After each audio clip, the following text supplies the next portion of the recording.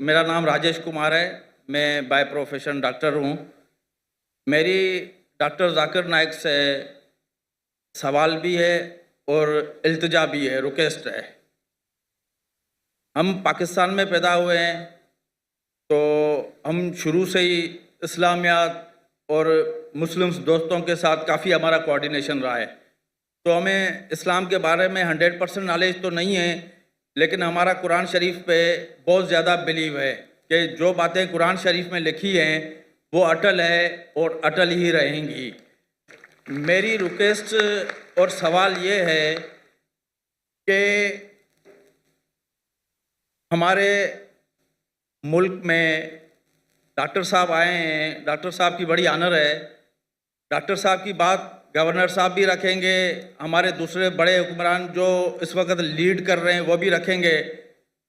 तो मेरी इल्तिजा ये है कि हमारे मुल्क में शरई नफाज, शरीयत का कानून नाफिज होना चाहिए। उससे इस्लाम भी आगे आएगा, हम मुसलमान भी आगे आएंगे, हमारे मुल्क में लोगों को सपोर्ट भी होगी, लोगों का साथ भी होगा। जैसे सऊदी अरब में और दूसरे मुस्लिम ममालिक में, अफ़गानिस्तान में कोई चोरी करता है तो उसके हाथ काट दिए जाते हैं, कोई ज़ना करता है तो उसके साथ वही अमल होता है जो कुरान शरीफ में लिखा हुआ है। तो हमारे मुल्क पाकिस्तान में, जो कि इस्लाम बेस बना हुआ है, जिसमें हम इस्लाम की बातें सबसे ज़्यादा करते हैं, तो इधर भी मेरे हिसाब से ये कानून नाफिज होना चाहिए। फिर उसमें अगर कोई हिंदू है या कोई दूसरे मज़ाहब के लोग हैं, अगर वो भी कोई इस किस्म का कोई उनसे मिसहैप हो जाता है, तो जो सज़ा मुस्लिम के लिए वही सज़ा उनके लिए भी लागू होनी चाहिए। ये मेरी डॉक्टर साहब से रिक्वेस्ट है कि हमारे हुक्मरानों को ये अपनी तरफ से इल्तिजा करें कि हमारे मुल्क में ये शरई नफाज होना चाहिए। Thank you very much. Doctor Rajesh ने एक बहुत बेहतरीन इल्तिजा की है मुझसे और कहा है कि लोग मेरी पाकिस्तान में इज़्ज़त करते हैं, अल्हम्दुलिल्लाह। तो वो कहते हैं मुझे कि आप पाकिस्तान में शरिया कानून क्यों नहीं नाफिज करें। करना चाहिए, ना कि सिर्फ मुसलमानों पर लेकिन गैर मुसलमानों पर। और जैसा मैंने पहले कहा था कि पाकिस्तान एक वाहिद मुल्क है सारी दुनिया में जो इस्लाम के नाम पे पैदा हुआ या कायम किया गया, वाहिद है। नाम भी है इस्लामिक रिपब्लिक ऑफ पाकिस्तान, वाहिद मुल्क जो इस्लाम के नाम पे अलहदा हुआ, अलग हुआ और सिर्फ बुनियाद डाली। और पाकिस्तान मतलब पाक जगह, स्तान मतलब जगह, पाक मतलब होली, पाकिस्तान। और थ्योरेटिकली जो मैं सुना हूं कि कुरान इज द कॉन्स्टिट्यूशन, जो कानून है कुरान का होना चाहिए। है क्या है पता नहीं मुझे, लेकिन जो हमारे हिंदू भाई डॉक्टर राजेश ने कहा और उसने फरमाया, ये उस वक्त साहबा के दौर, खुलफा राशिदीन के दौर, गैर मुस्लिम कहते थे कि हम चाहते कि हम, भले हम गैर मुस्लिम हैं लेकिन हम चाहते कि एक मुस्लिम खलीफा रूल करे, क्योंकि वो मुस्लिम खलीफा में और सिक्योरिटी पाते थे कि हम यहाँ और महफूज रहेंगे, हमारे कोई चोरी नहीं होंगी, यहाँ कोई बलात्कार नहीं होगा, कोई चीटिंग नहीं होगी, इसीलिए अमन चाहते हैं। भाई साहब ने जो इल्तिजा की है मुझसे, मैं तो हमेशा नॉट पाकिस्तान जो भी हुक्मरान से मिलता हूँ तो अल्लाह ताला मेरा हिसाब किताब तो लेंगे ना। ये कौन है जाकिर भाई? अल्लाह ने मुझे मिलाया क्यों हुक्मरान से? अल्लाह जब मिलाता है मुझे कोई हुक्मरान से, या कोई प्राइम मिनिस्टर हो या प्रेसिडेंट हो या मलिक हो या शेख हो, मैं पहले ये भापता हूं कि ये मेरे कितना करीब है, कितना करीब है। और क्योंकि ऐसी कुछ चीज कहना कि मुझे पता है 100% नहीं मानने वाला है, तो छोटी चीज कहो ना तो मानेगा। क्योंकि जब मैं मिलता हूं जो हेड ऑफ स्टेट से, माशाल्लाह हमारे वहाँ 50 से 85 से ज़्यादा तो मिल चुका हूँ मैं, जो मुस्लिम ममालिक के है, गैर मुस्लिम ममालिक हेड ऑफ स्टेट से भी मिला हूँ मैं। अल्लाह ने मुझे नवाजा है, मैं कुछ नहीं, मैं नाचीज़ हूँ। तो जब मिलता हूँ तो अल्लाह ताला में हिसाब किताब लेंगे ना, मैंने तुझको मिला, तूने किया क्या, बराबर कि नहीं। तो ये मुझे एज अ दाई मुझे देखना चाहिए वो उसके नज़दीक मेरी इज्जत कितनी, और बेस्ड ऑन इज्जत मैं रिकमेंडेशन देता हूँ। मैं एक मिसाल दूंगा आपकी जवाब पूरा करने के पहले। जो गैम्बिया के प्रेसिडेंट थे डॉक्टर याहिया जामे, उनने मुझे एक इनविटेशन दिया था, दावत दी थी 2014 में। मैं बोला गैम्बिया, ये गैम्बिया का नाम तो सुना ही नहीं मैंने, ज़ैम्बिया पता, गैम्बिया क्या है। मैंने बोला मैनेजर चेक करो भाई ये कंट्री है क्या नहीं। तो बोला छोटी कंट्री है वेस्ट अफ्रीका में, छोटी सी, इसकी पॉपुलेशन 2 मिलियन है। तो बोला हाँ डॉक्टर साहब है कंट्री। तो मैंने बोला अच्छा मैं आता हूँ। जैसा मैं गया वहाँ, डॉक्टर याहिया जामे वो कहने लगे कि मैं पहले आपसे माफ़ी मांगता हूँ। क्यों? मैंने बिना परमिशन आपका पीस टीवी जामिया में सब जगह ऑन कर दी। मैं बोला माफ़ी क्या, मैं तो आपके लिए दुआ करूँगा, मेरे कॉपीराइट नहीं है हमारे पास। पहले 90% थी गैम्बिया की मुस्लिम पॉपुलेशन, अभी 95% हो गई।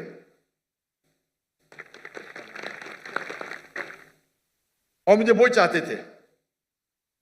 फिर उन्होंने कहा कि मुझे पता है आपको यहाँ वहाँ जाने में प्रॉब्लम है। उनने बोले होम मिनिस्टर को बुलाओ। होम मिनिस्टर गया, डॉक्टर जाकिर नाइक और उसकी बीवी को मुझे 24 घंटे में एक डिप्लोमेटिक पासपोर्ट दो, नहीं देंगे तो आपका सिर काट के मेरे पास लेके आओ। क्या कहा?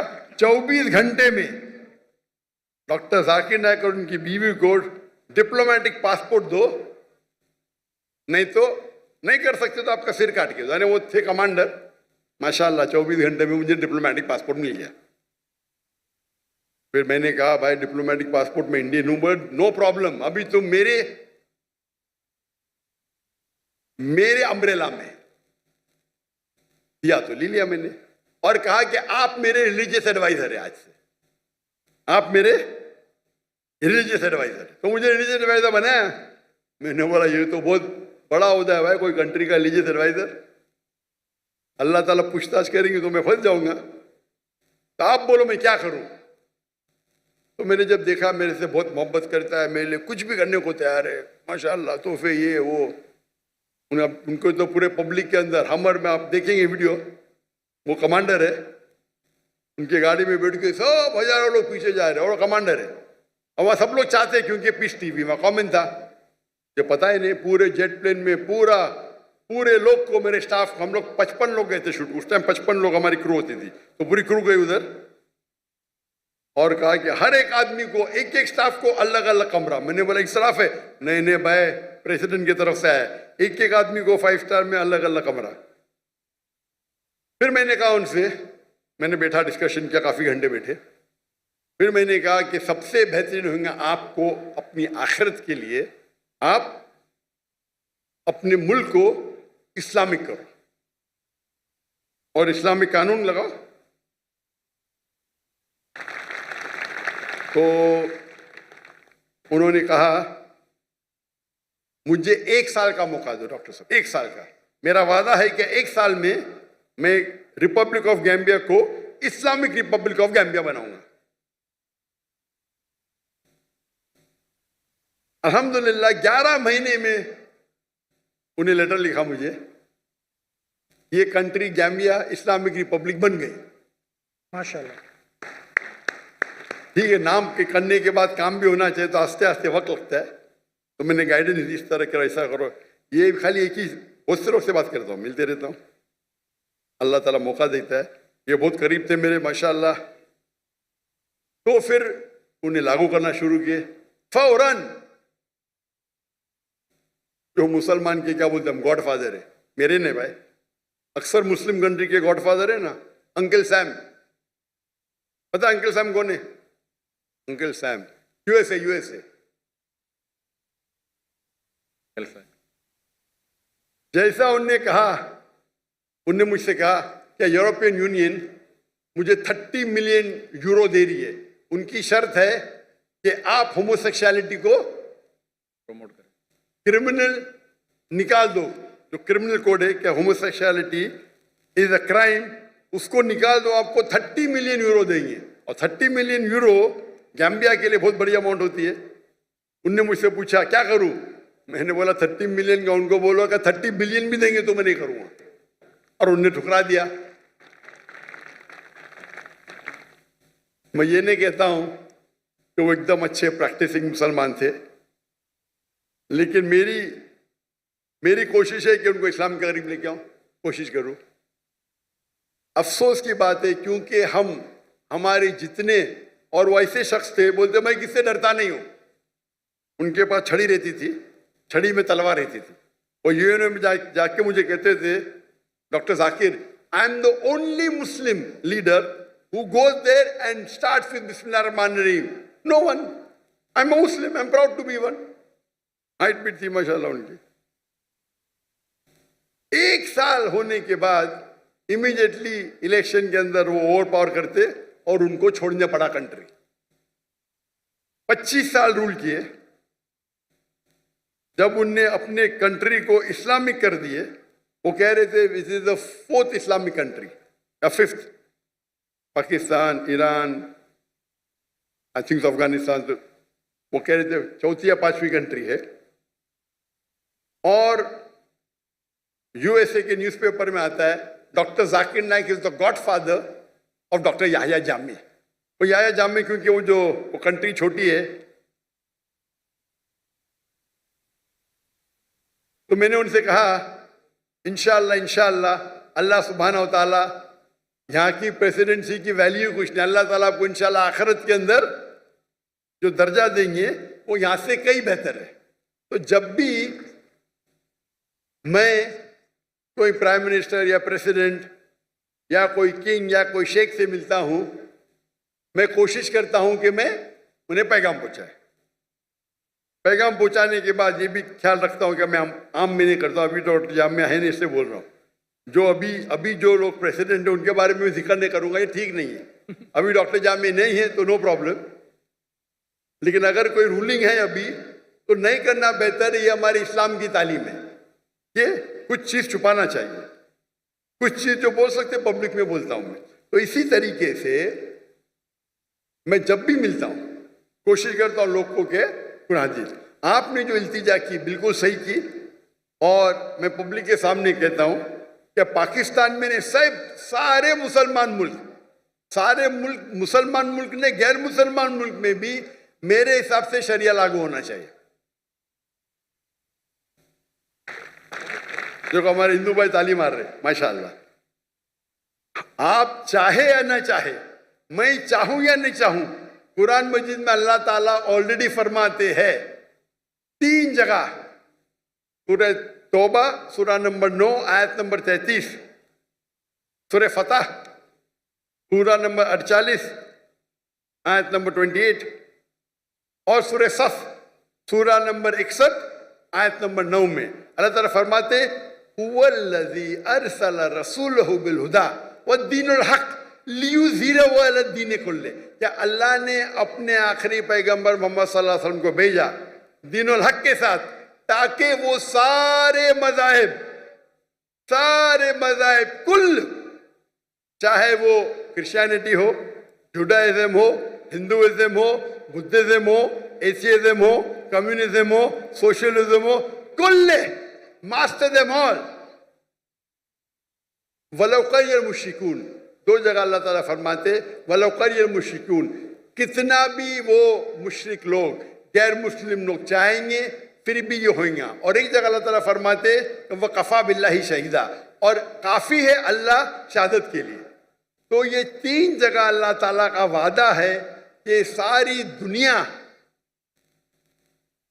दुनिया की हुकूमत इस्लामिक होगी। उसकी तारीख नहीं लिखी गई है, लेकिन हदीस में आता है।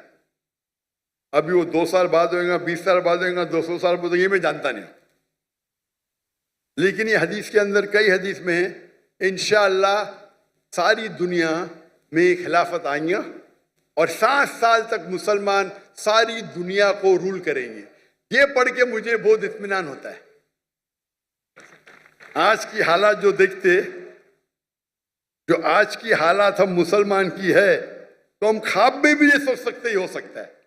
अल्लाह के रसूल की हदीस है कि अल्लाह ताला फरमाते एक वक्त आएगा जब मुसलमान पे सब लोग झपटेंगे, तो साहबा पूछते क्या उस वक्त मुसलमान कम होंगे? तो अल्लाह के रसूल फरमाते नहीं, मुसलमान बहुत तादाद में रहेंगे, लेकिन झाग की तरह रहेंगे, फ्रॉथ, उनकी कोई वैल्यू ही नहीं। तो आज हम देखते मुसलमान 25% है, 2 बिलियन से ज्यादा, वैल्यू नहीं कुछ, क्योंकि हम कुरान को छोड़ चुके हैं, कुरान पे अमल नहीं करते। अक्सर लोग मुमालिक नाम में रहेंगे लेकिन काम से नहीं है। तो अगर हम कुरान और हदीस पे चले, और जैसे आपने इल्तिजा की कि शरिया लॉ होना चाहिए, मैं भी जानता हूं, सिविल एंड क्रिमिनल बोथ, मेरी भी ख्वाहिश है पाकिस्तान में ने पूरे दुनिया में हो। अगर पूरे दुनिया में शरिया नाजिल होंगी तो इंशाअल्लाह अमन होगा। कौन आपको ब्लैकमेल नहीं करेगा, कौन आपको धमकी नहीं देगा, कोई टेररिस्ट बचेगा नहीं, आपको ना जिना दिखेगा। और हदीस में आता है 7 साल तक पूरे दुनिया में अमन रहेगा। प्रॉब्लम ये है हम मुसलमानों में, कम कहते हैं मुस्लिम है, शरिया है या, लेकिन अमल नहीं करते। इसीलिए आप देखेंगे कि कौन जिम्मेदार इसका, कौन जिम्मेदार? पाकिस्तान में कौन जिम्मेदार? कौन जिम्मेदार है पाकिस्तान में? कौन? पब्लिक, सब हैं, सब इन्वॉल्व हैं। माशाअल्लाह, आप नहीं लेकर के इनको लेके आए ना।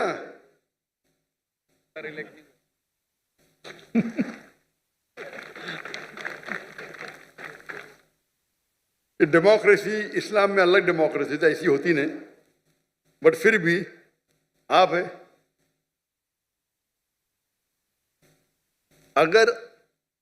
अगर आप चाहे कि वो लोग आए जो इस्लाम को कायम करे, अभी के लोग भी कायम करना चाहते हो मुझे पता नहीं, आप लोग अगर करेंगे, आप चाहेंगे तो हो सकता है, आप नहीं चाहते होंगे, आपकी गलती है।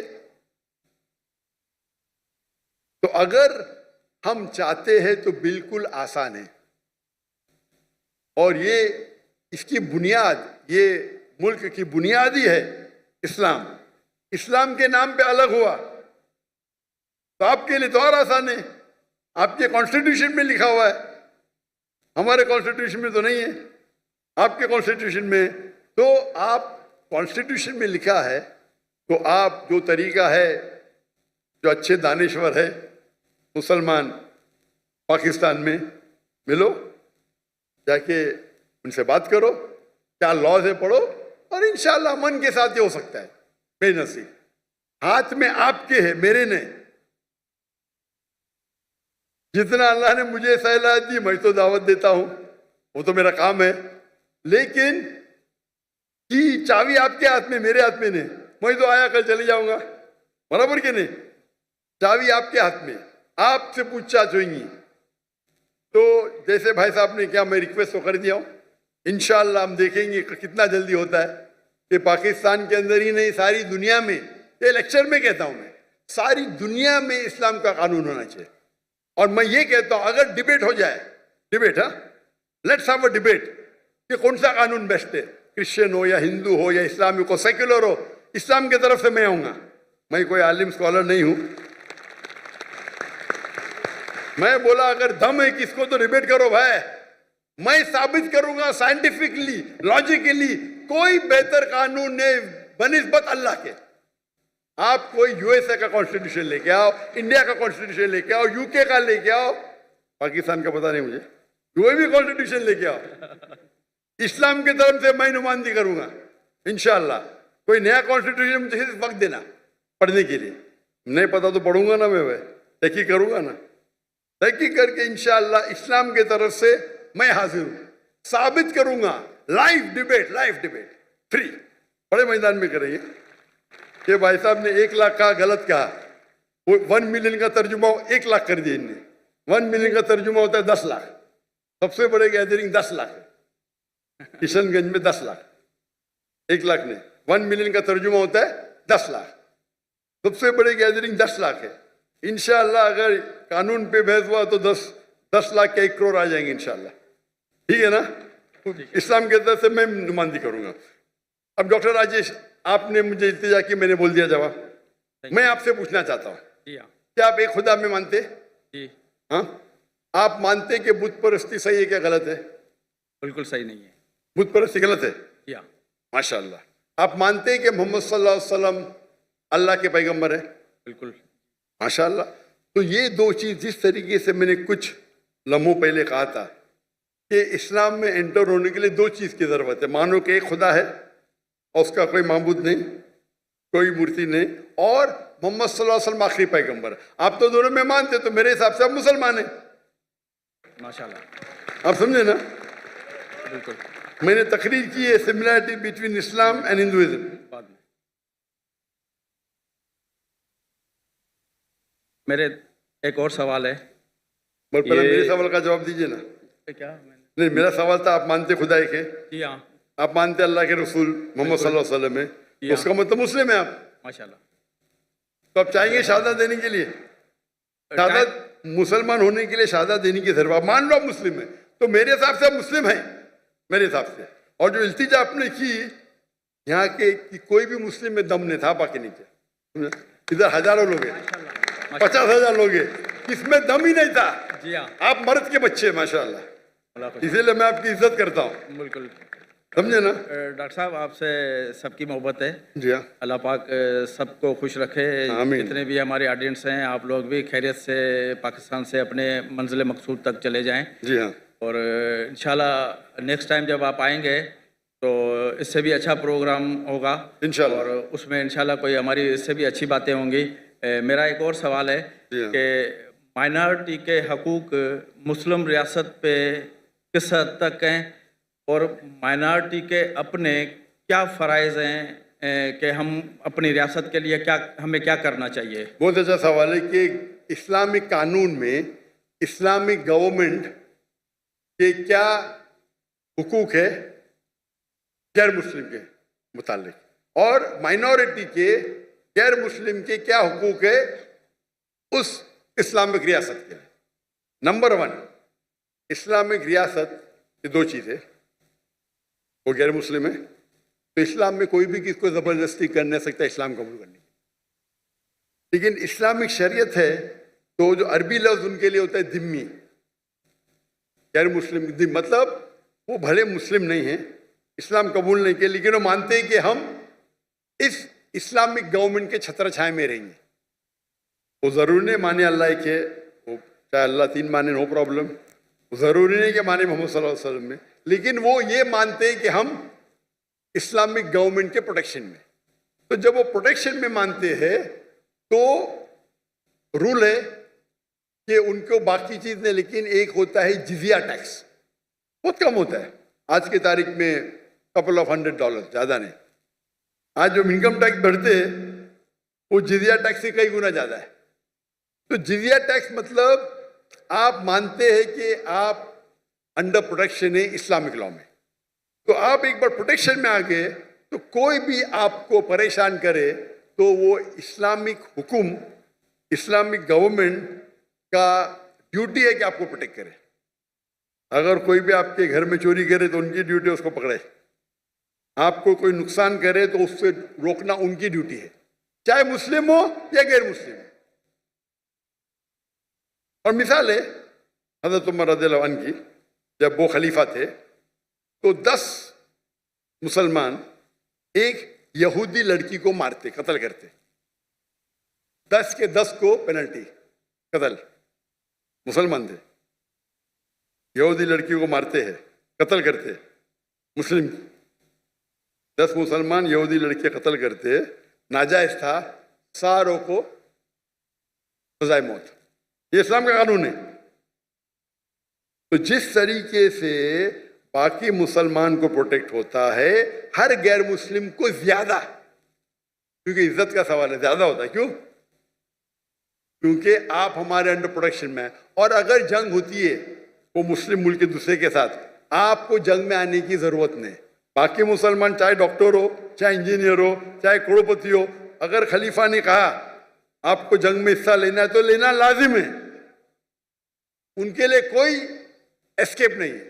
लेकिन गैर मुसलमान के लिए वो अपने घर पे सुकून से रह सकते, दे विल बी प्रोटेक्टेड। तो आप कंपेयर करो, आप इतना इनकम टैक्स देते हैं आम शहर में, फिर भी प्रॉब्लम होता है। यहाँ जिजिया दो, मानो यू आर वेल प्रोटेक्टेड। इसीलिए आप हिस्ट्री देखेंगे, सहाबा के दौर, खुलफा राशिदीन के दौर, गैर मुस्लिम चाहते थे, इनवाइट करते थे गैर मुस्लिम, यहाँ आके भाई हमारे राज्य को निकालो, आप आके रूल करो। खत लिखते थे हमारे खलीफा को, आप यहाँ हो। जब वो आते थे, कुछ लोग मुसलमान बनते थे, कुछ नहीं बनते थे। जो लोग मुसलमान नहीं बनते थे वो भी लेकिन सुकून की नींद सोते थे। तो इस्लाम जो स्प्रेड हुआ, ये हमेशा जो हिस्ट्री में बता तलवार तलवार, ठीक कुछ तलवार हुए, ऐसा नहीं कि नहीं हुए, लेकिन अक्सर जो फैला वो अमन के साथ फैला। हमारे ताजिर जाते थे, उनको दिन अच्छा लगा, मान लिए। मलेशिया, इंडोनेशिया, कोई मुस्लिम आर्मी नहीं है। तो और आपका दूसरा पार्ट सवाल का कि गैर मुस्लिम के हुकूक क्या है? गैर मुस्लिम के हुकूक ये है क्या वो देखे और रूल को फॉलो करे, जो कानून है उसको फॉलो करे। ऐसा नहीं कि वो कानून तोड़े तो उनको भी पनिशमेंट मिलेगी, तो जो कानून है उसको फॉलो करे। ये देखे कि वो कोई भी इस्लामिक चीज के खिलाफ ना बात करे, नहीं माने नो प्रॉब्लम, लेकिन आगे अगर नारे लगाए कि इनके खिलाफ उनके तो गलत है, तो आपको रूल्स फॉलो करना चाहिए। आप महफूज है, आप अपना ईमान रख सकते हैं, ईमान बदलने की जरूरत नहीं है। वो इस्लामिक गवर्नमेंट आपको प्रोटेक्ट करेंगी, आप समझे ना। तो मुझे पता है कि जब बांग्लादेश में लास्ट मंथ कुछ मुसलमान हिंदू टेम्पल को अटैक किए और बांग्लादेश में मेरी बहुत फॉलोइंग है, तो इमीडिएटली मैंने मैसेज दिया कि हिंदू टेम्पल को अटैक करना गलत है। कोई भी प्लेस ऑफ वर्शिप, चाहे गुरुद्वार हो, चाहे मंदिर हो, चाहे चर्च हो, चाहे यहूद का हो, अटैक नहीं कर सकते। अगर सिर्फ फितना या कुछ कर रहे तो अलग बात है, लेकिन आमतौर पे अगर कोई भी प्लेसेस ऑफ वर्शिप है वो इस्लामिक मुल्क में महफूज है, महफूज है। तो ये इस्लामिक कानून है, आप समझे ना। तो इन आप जितने भी रिलीजन देखेंगे, आप पास्ट में देखो क्रूसेडर्स ने क्या किए, कितने लोग का कत्ल किए। तो आप इस्लामिक देखेंगे, कुछ लोग अच्छे मुस्लिम नहीं थे, लाइक मोहम्मद बिन गजनवी, उनने काफी टेम्पल को लूटा, लेकिन मस्जिद को भी लूटा। वो लुटेरा था, मुस्लिम नहीं था, वो डाकू था, मुस्लिम नहीं था, आप समझे ना। तो हमारी हिस्ट्री बुक में लिखे टेम्पल लूटा, अरे भाई मस्जिद को भी लूटा उसने, आप समझे ना। तो हमारे पास बैड एपल्स भी है, लेकिन नहीं तो आप तारीख पर पढ़ेंगे तो मुस्लिम रूल में सब लोग खुश थे। आपको पता है जब मुगल ने इंडिया को रूल किया, मुगल ने जब इंडिया को रूल किया, इंडिया को कहते थे सोने की चिड़िया, और पाकिस्तान भी इंडिया के साथ था, एक देश था, बराबर। 800 साल, 1000 साल जब मुगल ने उन्हें आके रूल किए, उनने इंडिया को बढ़ाया, अमीर बनाया। दुनिया का 25% जीडीपी सिर्फ हिंदुस्तान था, एक शहर, पॉपुलेशन भी कम थी। जब ब्रिटिशर्स आए क्या किए, लूटे इंडिया की शहर, पूरी दौलत को लेके गए, कोहिनूर हीरा लेके। मुगल जब आए तो इंडिया को अपना घर बनाए, हिंदू के साथ भाईचारा था, कंट्री इकोनॉमी बड़ी, सब लोग पावरफुल थे। जब ब्रिटिशर्स आके लूटे तो ब्रिटिशर्स ने पूरी दौलत लेके गए, हमको गुलाम बनाए, हमारे में हम तफर्रुक पैदा किए, डिवाइड एंड रूल। आज की गवर्नमेंट यूके को तारीफ करती है और मुस्लिम को गाली देती है। जिसने हिंदुस्तान शहर को इतना ऊपर किया उसको गाली देती है, और जिसने लूटा उसकी तारीफ करती है, उसकी चाटती है।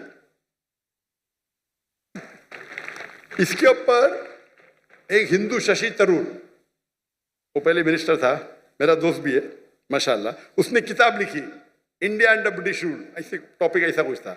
और वहां साबित किया कि जो मुसलमान इंडिया में है, इंडिया को अपना घर बनाए, इंडिया को दुनिया का सबसे ताकतवर मुल्क बनाए, सबसे रिचेस्ट मुल्क बनाए, ब्रिटिश ने लूट लिए, गरीब बना दिए एकदम। और लोग को, और ब्रिटेन में उनके किताब में सिखाया जाता है Britishers go out and educate the people. झूठ लिखते हैं लोग, झूठ लिखते, चोरी करते जाके बाहर, गुलाम बनाते लोग को और बोलते हम उनको फायदे के लिए जा रहे हैं। जब ऑपोजिशन आया तो जाते जाते भी देश के 2 टुकड़े कर दिए, तीन टुकड़े कर, डिवाइड एंड रूल। तो जो आपका सवाल है कि इस्लामिक लॉ के अंदर गैर मुस्लिम सबसे ज्यादा महफूज है, इंशाल्लाह आपसे भी इंशाल्लाह करूंगा। तो मेरे नजदीक तो आप मुसलमान हैं, जरूरी नहीं कि पब्लिक के सामने बोलना, लेकिन बोलेंगे तो इंशाल्लाह अमल और अच्छी तरीके से कर सकेंगे, तो उसका इंतजार करूंगा मैं इंशाल्लाह। जज़ाकल्लाह, शुक्र।